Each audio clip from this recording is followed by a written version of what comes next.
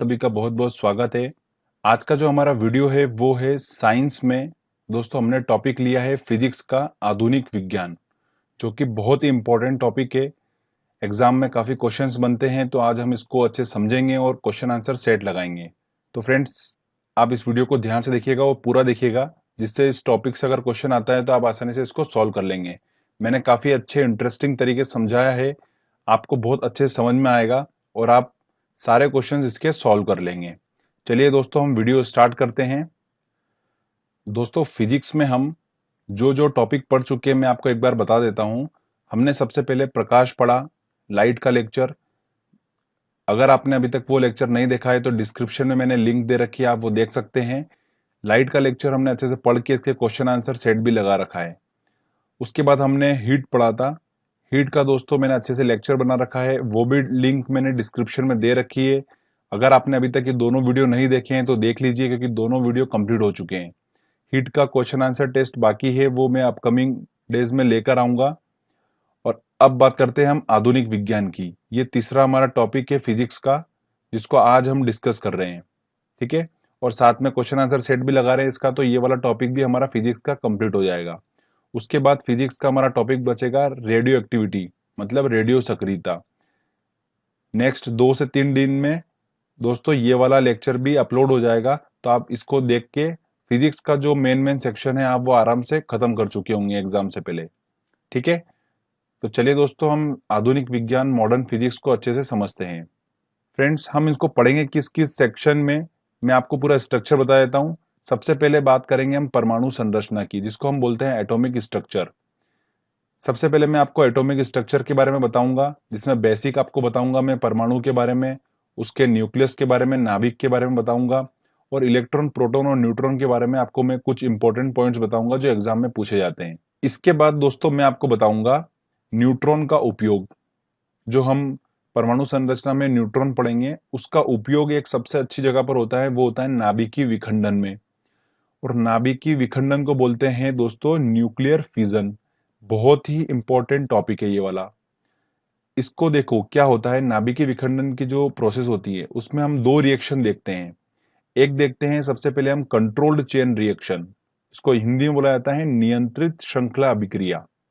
इसका एग्जाम्पल होता है परमाणु रिएक्टर में, इसका कंसेप्ट यूज किया जाता है। अगला हम इसी में पढ़ेंगे, नाभिकीय विखंडन में एक और रिएक्शन होती है, वो होती है अनकंट्रोल्ड चेन रिएक्शन। इसको हिंदी में बोला जाता है अनियंत्रित श्रृंखला अभिक्रिया। इसका जो कंसेप्ट यूज होता है वो होता है परमाणु बम, मतलब एटम बम में इसका यूज होता है। तो मैं आपको ये सारी चीजें डिटेल में समझाऊंगा इसके बाद। उसके बाद दोस्तों हम लास्ट में बात करेंगे नाभिकीय संलयन, जिसको इंग्लिश में बोला जाता है न्यूक्लियर फ्यूजन। ठीक है। इसका एग्जाम्पल जो है वो है हाइड्रोजन बम। तो मैं आपको इस तरीके से ये पूरा लेक्चर समझाऊंगा। चलिए ध्यान से सुनिएगा दोस्तों। परमाणु संरचना के बारे में 1803 में डाल्टन ने बताया था कि अगर कोई पदार्थ है, कोई सब्सटेंस है, तो वो छोटे छोटे कणों से मिलकर बना होता है, जैसा कि आपको डायग्राम में दिख रहा है। इन्हीं कणों को क्या बोला गया? एटम बोला गया, परमाणु बोला गया। अब मैं आपको इनको अच्छे से डेप्थ में बताता हूं, ध्यान से देखिएगा। माना कि ये परमाणु है, ठीक है, ये एटम है। इस एटम में सेंटर में एक न्यूक्लियस होता है, जिसको हम बोलते हैं नाभिक हिंदी में। इसके अंदर जो होता है वो होता है प्रोटॉन और न्यूट्रॉन होते हैं। और इनकी कक्षा में जो घूमता है, भारी कक्षा जो आपको दिख रही होगी, इस भारी कक्षा में जो है वो घूमता है, वो होता है इलेक्ट्रॉन। तो ये प्रोटॉन, न्यूट्रॉन और इलेक्ट्रॉन समझ में आ गया आपको, एग्जैक्ट पोजीशन की कहां पर होती है। प्रोटॉन और न्यूट्रॉन होते हैं नाभिक के अंदर, और इलेक्ट्रॉन जो होता है वो घूमता है इसकी कक्षा में, इस परमाणु की कक्षा में घूमता है।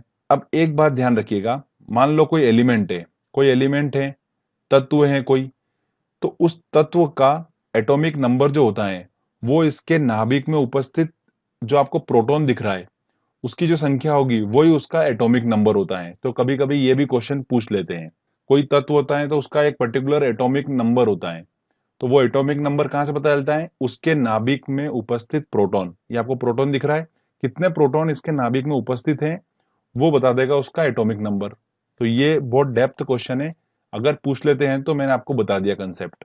ठीक है दोस्तों, अब मैं आपको बताता हूं। क्वेश्चन ये पूछते हैं कि न्यूट्रॉन, प्रोटॉन और इलेक्ट्रॉन का आविष्कार किसने करा है।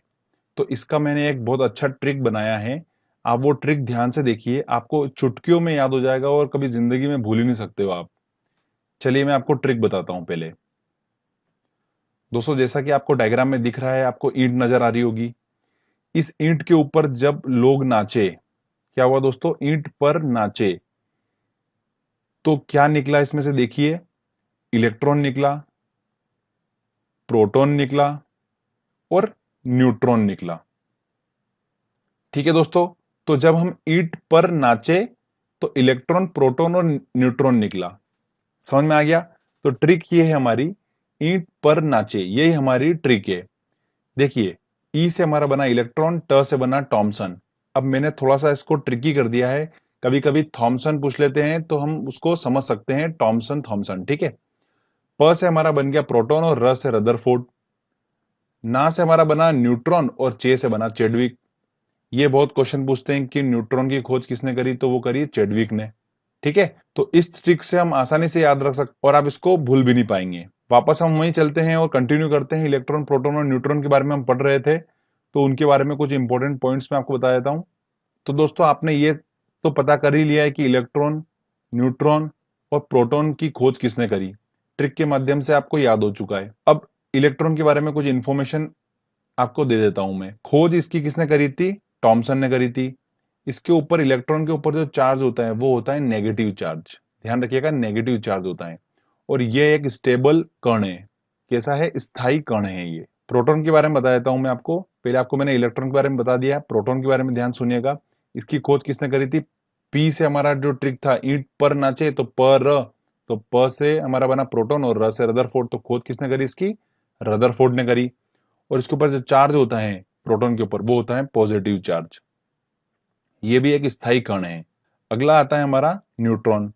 न्यूट्रॉन की खोज किसने करी थी, चेडविक ने करी थी। और इस पे कोई भी चार्ज नहीं होता है, न्यूट्रॉन पे कोई भी चार्ज नहीं होता है, कोई भी आवेश नहीं होता है इसके ऊपर। ये एक अस्थायी कण है, ध्यान रखिएगा, अनस्टेबल कण है। कौन सा, न्यूट्रॉन। ठीक है, समझ में आ गया। अब सबसे इंपॉर्टेंट पॉइंट ध्यान से सुनिए, ये न्यूट्रॉन जो है इसका उपयोग कहां पर होता है, सबसे ज्यादा इसका उपयोग होता है नाभिकीय विखंडन में।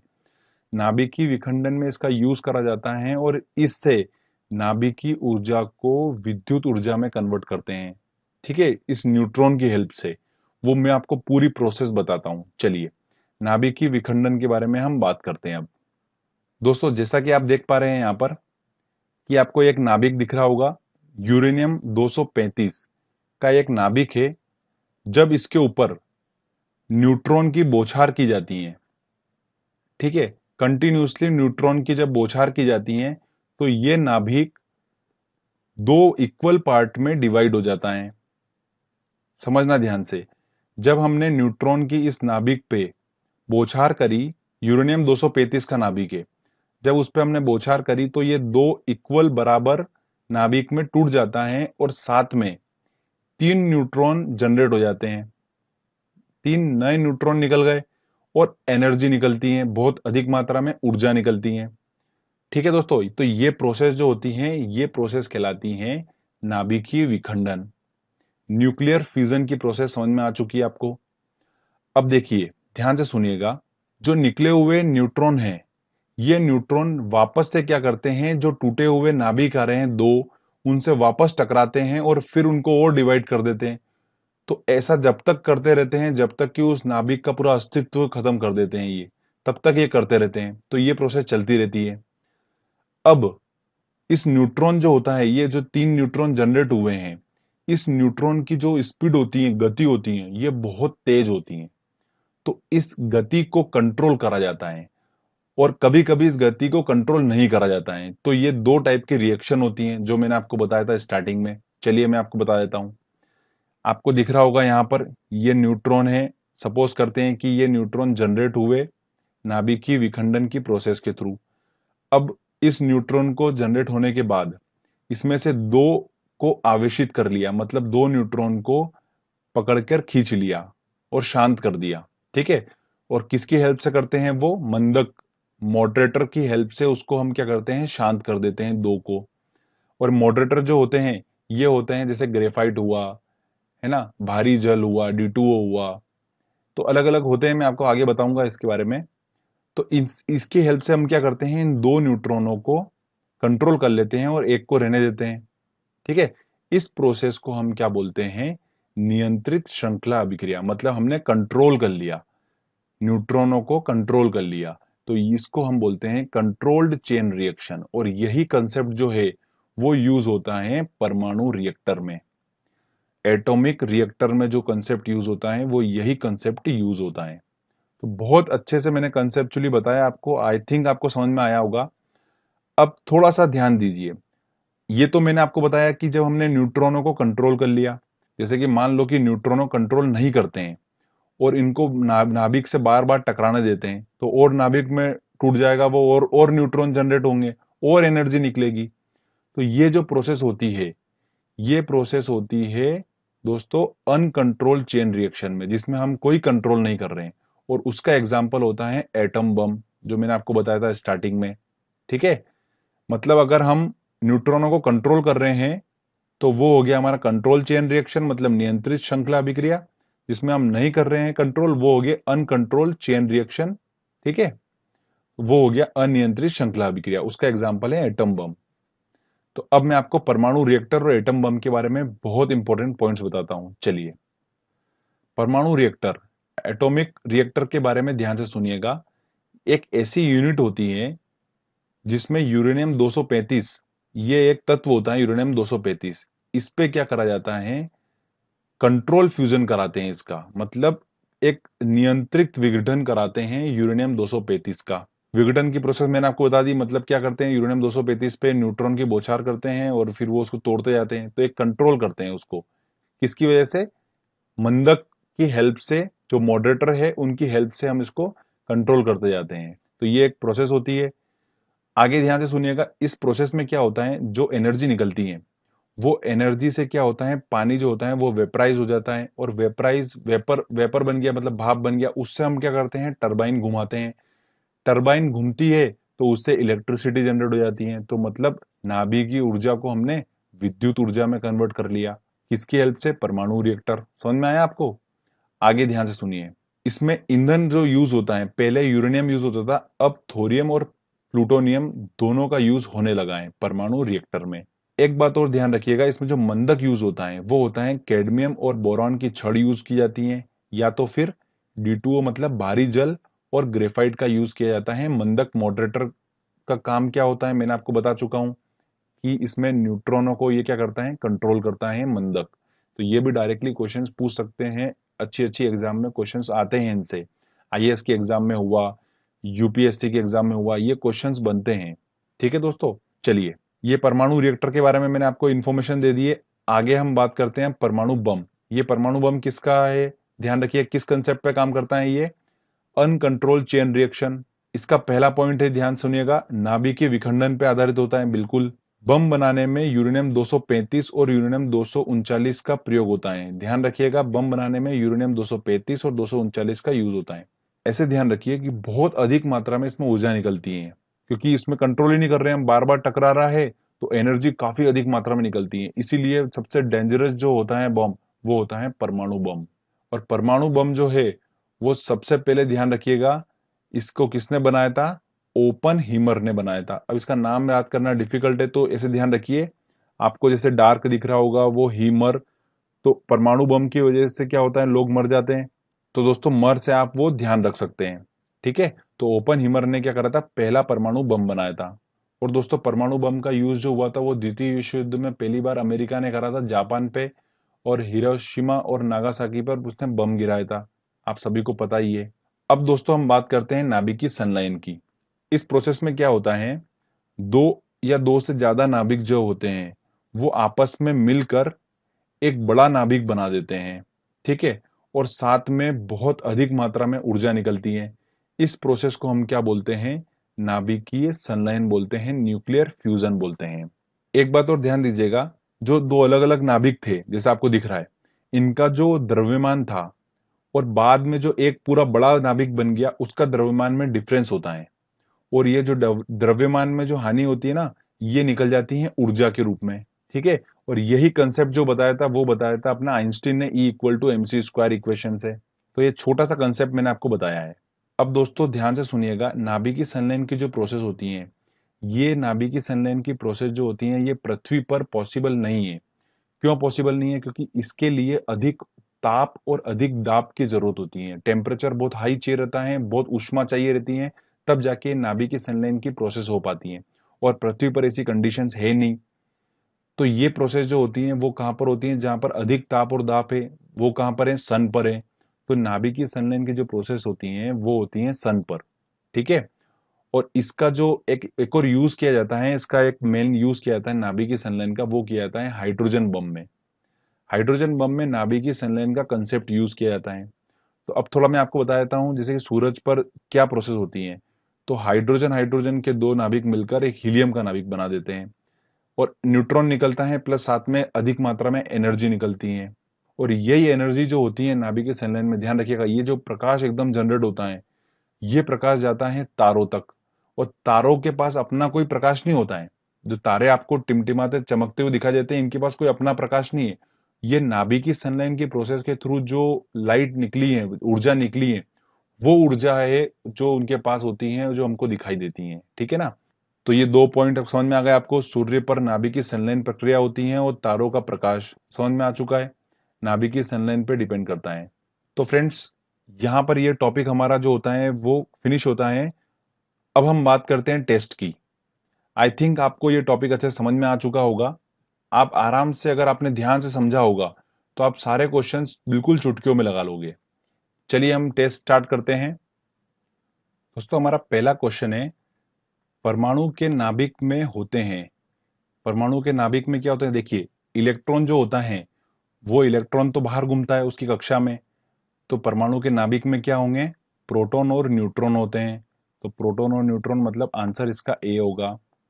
अगला क्वेश्चन है, न्यूट्रॉन की खोज किसने करी? देखिए, ईंट पर नाचे, ये हमारी ट्रिक थी। तो नाचे मतलब चे से चेडविक, तो ये हमारा हो गया आंसर सी हो गया। मतलब न्यूट्रॉन की खोज किसने करी? चेडविक ने करी। निम्न में अस्थायी कण है। देखिए, अस्थायी कण जो था वो एकलौता था, वो था अपना कौन सा? न्यूट्रॉन था।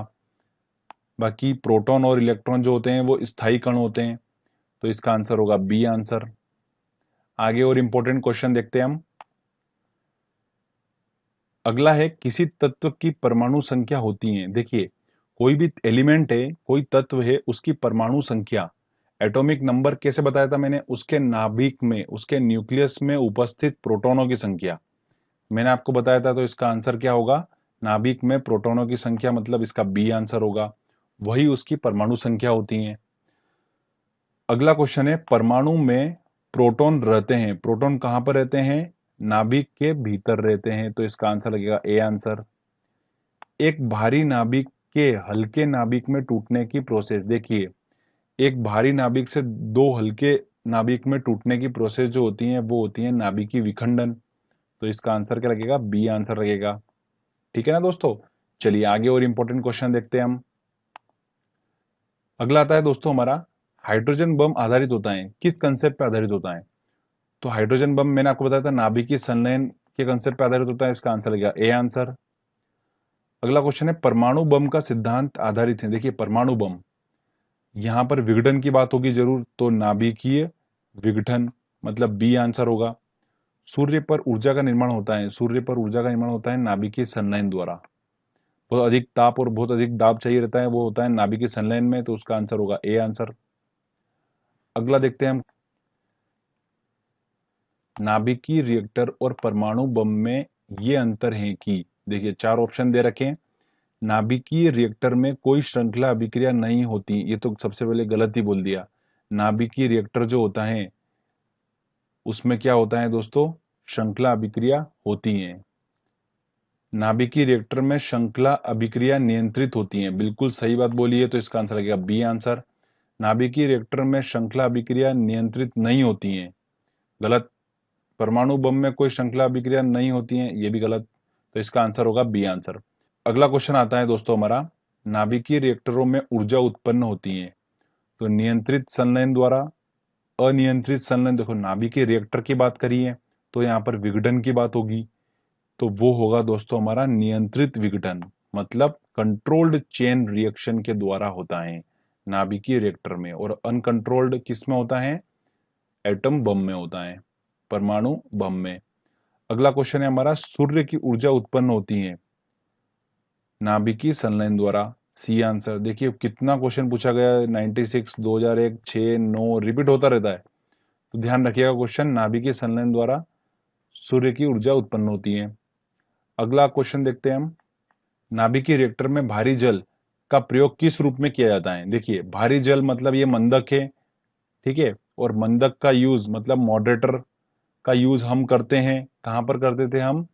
नाभिकीय रिएक्टर में करते थे न्यूट्रॉन को कंट्रोल करने के लिए, तो इसका आंसर लगेगा ए आंसर। तो वही पूछ रहा है वो कि इसका यूज जो करते थे नाभिकीय रिएक्टर में वो क्या है, वो किस रूप में करते थे? जल का, भारी जल का यूज तो मंदक के रूप में करते थे, तो आंसर इसका ए लगेगा। परमाणु बम के विस्फोट में भारी मात्रा में ऊर्जा किसके कारण निकलती है? जो एटम बम होता है उसमें भारी मात्रा में ऊर्जा निकलती है, बिल्कुल हमको पता ही है, वो किस कारण से निकलती है? द्रव्य का ऊर्जा में परिवर्तन, मतलब द्रव्यमान का ऊर्जा में परिवर्तन, रासायनिक ऊर्जा का ताप में परिवर्तन, ये तो गलत है। यांत्रिक ऊर्जा का नाभिकीय ऊर्जा में परिवर्तन, ये भी गलत है। न्यूट्रॉन का प्रोटॉन में परिवर्तन, ये तो बहुत ही गलत हो गया, तो इसका आंसर होगा ए आंसर। और हमने देखा भी है कि द्रव्यमान का उसमें ट्रांसफर हो रहा है ऊर्जा के अंदर, तो ये हमने समझ रखा है, तो इसका आंसर होगा ए आंसर। विद्युत उत्पन्न करने के लिए कौन सी धातु का यूज किया जाता है? देखिए हमने बात करी थी विद्युत उत्पन्न करने के लिए, जब हमने परमाणु रिएक्टर पढ़ा था, ठीक है, एटॉमिक रिएक्टर पढ़ा था, तो उसके अंदर हम क्या कर रहे थे? नाभिकीय ऊर्जा को हम विद्युत ऊर्जा में कन्वर्ट कर रहे थे, और किसका यूज कर रहे थे? यूरेनियम 235, तो इसका आंसर होगा ए आंसर। चलिए आगे और इंपॉर्टेंट क्वेश्चन देखते हैं हम। तारे अपनी ऊर्जा किस तरह प्राप्त करते हैं? तो वो प्राप्त करते हैं नाभिकीय संलयन की प्रोसेस के थ्रू, मैंने आपको बता रखा है, तो इसका आंसर है क्या? A answer. सितारों में अक्षय ऊर्जा के स्रोत का कारण है? अक्षय ऊर्जा के सितारों में, देखो तारों की बात करिए तो वहां पर संलयन प्रोसेस होगी, तो संलयन की प्रोसेस होती है मतलब फ्यूजन की प्रोसेस होगी, ठीक है, और फ्यूजन की प्रोसेस का मैंने आपको बताया था कि हाइड्रोजन हाइड्रोजन मिलकर हीलियम बनाते हैं, तो उसका आंसर होगा ए आंसर। बाकी हीलियम हाइड्रोजन गलत हो गया, रेडियोधर्मी पदार्थ ये भी नहीं है, ऑक्सीकरण की अधिकता ये भी नहीं है, तो इसका आंसर होगा ए, बिल्कुल सही होगा। ठीक है दोस्तों, तो इस तरीके से हमने काफी अच्छे क्वेश्चन सॉल्व कर लिए हैं, और बहुत आसानी से क्वेश्चन सॉल्व कर लिए, हमने टॉपिक को अच्छे समझा। बहुत डिफिकल्ट टॉपिक है अगर देखा जाए, अगर आप इसको नहीं अगर दिमाग में लेते हैं और नहीं एक बार इस पे नजर घुमाते हैं, तो एग्जाम में क्वेश्चन आता है तो हम इसको हिला भी नहीं पाते हैं क्वेश्चन को। तो बहुत डिफिकल्ट टॉपिक है, उसको हमने बहुत आसानी से समझा है, अच्छे से समझा है, और आई थिंक इससे क्वेश्चन आएगा तो आप 100% इस क्वेश्चन को सही करोगे। फ्रेंड्स अगर आपको ये वीडियो अच्छा लगा है तो जल्दी से इस वीडियो को लाइक कर दीजिए, दोस्तों के साथ शेयर करिए, और कमेंट करके बताइए कि आपको वीडियो कैसा लगा, और अभी तक आपने चैनल को सब्सक्राइब नहीं करा है तो जल्दी से इस चैनल को सब्सक्राइब कर लीजिए, क्योंकि इस तरीके के अच्छे अच्छे वीडियो मैं आपके लिए लेकर आता रहूंगा। तब तक के लिए फ्रेंड्स, जय हिंद, जय भारत।